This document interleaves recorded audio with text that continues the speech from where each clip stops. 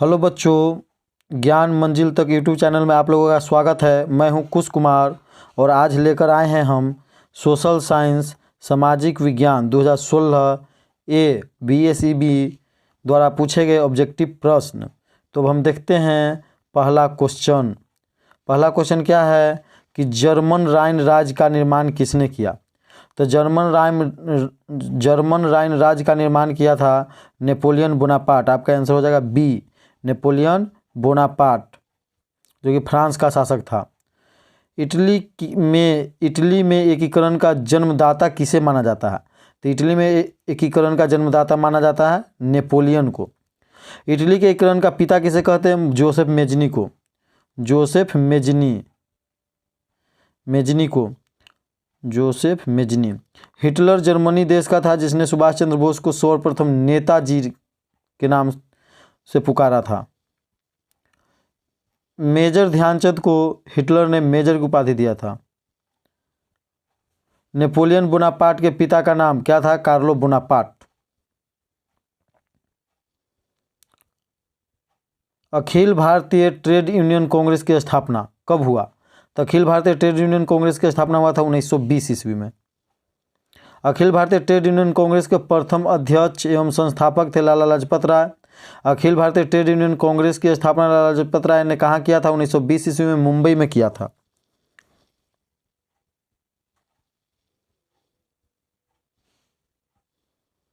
विश्वव्यापी आर्थिक संकट किस देश से आरंभ हुआ। तो विश्वव्यापी आर्थिक संकट अमेरिका से आरंभ हुआ और सबसे ज़्यादा प्रभावित होने वाला देश भी अमेरिका था। विश्वव्यापी आर्थिक संकट कब आया था, तो 1929 ईस्वी में आया था। बिहार में सबसे बड़ा भूकंप कब आया था, 1934 में आया था। अगला क्वेश्चन देखते हैं, चौथा नंबर क्वेश्चन, हंगरी की राजधानी कहाँ है। तो हंगरी की राजधानी है Budapest, option number B. Belgium की राजधानी कहाँ है, ब्रुसेल्स। रोमानिया की राजधानी कहाँ है, बुखारेस्ट। ऑस्ट्रिया की राजधानी कहाँ है, वियना। और सर्बिया की राजधानी कहाँ है, बेलग्रेड। सोपानी कृषि किस राज्य में प्रचलित है। तो सोपानी कृषि है उत्तराखंड में प्रचलित। झूम कृषि किस राज्य में है, तो झूम कृषि उत्तराखंड में है। नैनीताल कहाँ में है, तो उत्तराखंड में ही है। अगला देखते हैं क्वेश्चन, देश के बांधों को किसने भारत का मंदिर कहा है। तो देश के बांधों को भारत का मंदिर, ऑप्शन नंबर सी इसका आंसर हो जाएगा, पंडित जवाहरलाल नेहरू ने कहा है। किसने कहा, मैं एक क्रांतिकारी के रूप में कार्य करता हूं। यह कथन पंडित जवाहरलाल नेहरू का है। अगला देखते क्वेश्चन, भारत के प्रथम राष्ट्रपति कौन थे, डॉक्टर राजेंद्र प्रसाद, जिसका जन्म कहाँ हुआ था, बिहार के सिवान जिला के जीरादेई में हुआ था। यह भारत के प्रथम राष्ट्रपति थे। भारत के प्रथम प्रधानमंत्री जवाहरलाल नेहरू थे। तूफानी हिंदू के नाम से स्वामी विवेकानंद को जाना जाता है, तूफानी हिंदू। विश्व धर्म सम्मेलन को संबोधित करने स्वामी विवेकानंद ने 1893 ईस्वी में शिकागो अमेरिका गए थे। स्वामी विवेकानंद के बचपन का नाम नरेंद्रनाथ दत्त था। उन्हें स्वामी विवेकानंद की उपाधि राजा खेत्री ने दिया था। रामकृष्ण मिशन की स्थापना कब हुआ। रामकृष्ण मिशन की स्थापना 1897 ईस्वी में। 1897 ईस्वी में स्वामी विवेकानंद ने किया था। स्वामी विवेकानंद के गुरु का नाम क्या था, रामकृष्ण परमहंस, जो कोलकाता के काली मंदिर के पुजारी थे।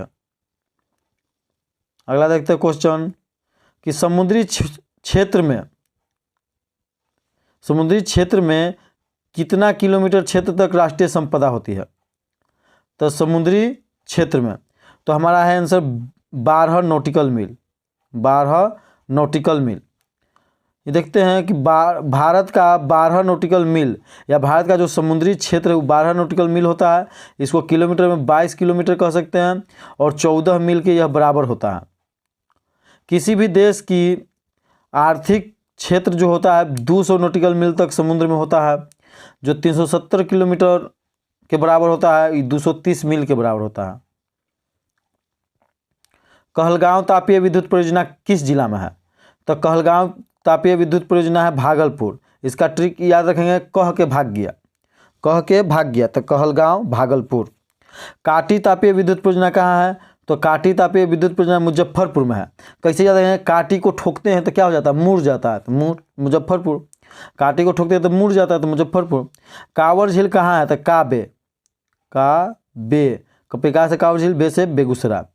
कुशेश्वर स्थान कहाँ है? तो कुद, क्यों ना कहते कुद कुद तो हम बताई तो कुशेश्वर स्थान 2 से दरभंगा में। भारत में औरतों के लिए आरक्षण की व्यवस्था किस संस्था में किया गया है? तो भारत में औरतों की आरक्षण की व्यवस्था किया गया है पंचायती राज व्यवस्था में। लोकसभा, विधानसभा, राज्यसभा ये सब में नहीं किया गया है। भारत में पहले पंचायती राज व्यवस्था में महिलाओं को 33% आरक्षण दिया गया था, लेकिन यह बढ़ाकर पूरे भारत में 50% कर दिया गया है। लोकसभा, राज्यसभा, विधानसभा में महिलाओं को आरक्षण नहीं दिया गया। पंचायती राज की शुरुआत 2 अक्टूबर 1959 ईस्वी को राजस्थान के नागौर जिले से जवाहरलाल नेहरू JL नेहरू के द्वारा किया गया था, महात्मा गांधी के जन्म दिवस से। भारत में पंचायती राज को त्रिस्तरीय अपनाया गया है। इसकी सिफारिश बलवंत राय मेहता समिति ने किया गया। सबसे छोटा पंचायती राज का है ग्राम पंचायत, उससे प्रमुख माने पंचायत समिति द्वारा चुना जाता है। उसके बाद जिला परिषद। भारत के संविधान में ग्राम पंचायत का उल्लेख अनुच्छेद 40 में है, ग्राम पंचायत 40 में है। अब भारत के संविधान में पंचायती राज का उल्लेख 243 अनुच्छेद में है, अब भाग 9 में है। तो 243 को कैसे याद करें? तो 2, 4, 3 को याद करें तो 4, 3, 7, 2, 9 पूरा जोड़ के 9 आता है, तो 9 भाग हो गया। राजनीतिक दलों की नींव, यहाँ होना चाहिए नींव, राजनीतिक दलों की नींव सर्वप्रथम किस देश में पड़ी? तो राजनीतिक दलों की नींव सर्वप्रथम पड़ा है ब्रिटेन में। इंग्लैंड या ब्रिटेन के संसद को विश्व के संसद की मां कहते हैं। संसद में कौन कौन होते हैं? राष्ट्रपति होते हैं, लोकसभा होते हैं, राज्यसभा होते हैं। तो हमारा जो संसद है भारत का, वो किस किस से मिलकर बना है? तो राज्यसभा, लोकसभा और राष्ट्रपति से मिलकर बना है। भारत में बहुदलीय व्यवस्था को अपनाया गया है। भारत की आज़ादी के समय इंग्लैंड के प्रधानमंत्री लॉर्ड क्लीमेंट एटली थे, जो लेबर पार्टी के थे। कौन पार्टी से चुनाव जीते थे? लेबर पार्टी के थे। भारत की आज़ादी के समय ब्रिटेन के सम्राट जॉर्ज सस्टम थे, जब भारत आज़ाद हुआ था। और भारत के अंतिम सम्राट भी इसको कह सकते हैं कि जब आज़ाद हो गया उसके बाद नहीं कोई हुआ। भारत में वित्तीय वर्ष कब से कब तक होता है? तो वित्तीय वर्ष भारत में 1 अप्रैल से 31 मार्च तक होता है। बैंकों का वित्तीय वर्ष कब से कब तक होता है? 1 जुलाई से 30 जून। भारत का केंद्रीय बैंक कौन है? तो रिजर्व बैंक ऑफ इंडिया, जिसे बैंकों का बैंक कहते हैं। इसकी स्थापना 1 अप्रैल 1935 ईस्वी को हुई थी। भारत की वित्तीय राजधानी कहाँ है? तो मुंबई है। भारत की सूती वस्त्रों की राजधानी कहाँ है? तो मुंबई ही है। भारत की सांस्कृतिक राजधानी कहाँ है? तो वाराणसी है। भारत की राजधानी कहाँ है? तो नई दिल्ली है। भारत की राजधानी कौन ऐसा शहर है जो भारत की एक दिन के लिए राजधानी बनी है? तो इलाहाबाद। सोने के आभूषण की शुद्धता की पहचान किससे की जाती है? तो सोने के आभूषण की शुद्धता की पहचान हॉलमार्क से की जाती है। सबसे शुद्ध सोना 24 कैरेट का होता है, जो कि बहुत ही मुलायम होता है। 18 कैरेट सोना में 75% सोना होता है। सोना के आभूषण बनाने में 2 कैरेट तांबा या चांदी को मिलाया जाता है कठोरता के लिए। सबसे अधिक तन्य धातु सोना है। सबसे अधिक आघात वर्धनीय धातु सोना है। सोना का रासायनिक संकेत Au, परमाणु संख्या 79 है। निम्न में कौन मानव जनित आपदा है? तो मानव जनित आपदा सांप्रदायिक दंगे हैं, आतंकवाद, महामारी, ये सब जो हैं मानव जनित आपदा हैं। तो इसका सांप्रदायिक दंगा, आतंकवाद, महामारी तीनों होगा, अर्थात ऑप्शन नंबर डी इसका होना चाहिए सभी। वह घटना जिसके द्वारा जान एवं माल दोनों की क्षति होती है उसे आपदा कहते हैं। आपदा 2 प्रकार के होते हैं, एक प्राकृतिक आपदा, एक मानव जनित आपदा। प्राकृतिक आपदा हो गया भूकंप, सुखाड़, बाढ़, चक्रवात, सुनामी। और मानव जनित आपदा हो गया सांप्रदायिक दंगे, आतंकवाद, महामारी, रेल दुर्घटना, बिजली दुर्घटना, वायुयान दुर्घटना, जितने भी हो रहे हैं ये सब मानव जनित आपदा है। नदियों में बाढ़ आने का प्रमुख कारण क्या है? तो नदियों में बाढ़ आने का प्रमुख कारण है जल की अधिकता। किसी तरह से जल की अगर अधिकता हो गई तो नदियों में बाढ़ आ जाएगा। तो यहीं तक था आज का सवाल। आज का सवाल है कि जिसका आप लोग कमेंट करके जवाब दीजिएगा। क्वेश्चन है कि असहयोग आंदोलन के समय में जब महात्मा गांधी एवं उसके साथियों द्वारा विदेशी कपड़ों की चौराहों पर होली जलाई जा रही थी, तब कौन ऐसे महान पुरुष थे जिन्होंने एक पत्र लिखकर यह कहा था कि यह सिर्फ निष्ठुर बर्बादी है?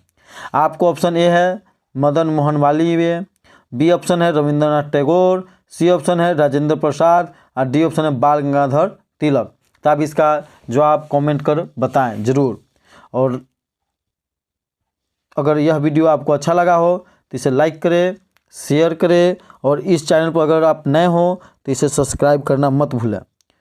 धन्यवाद।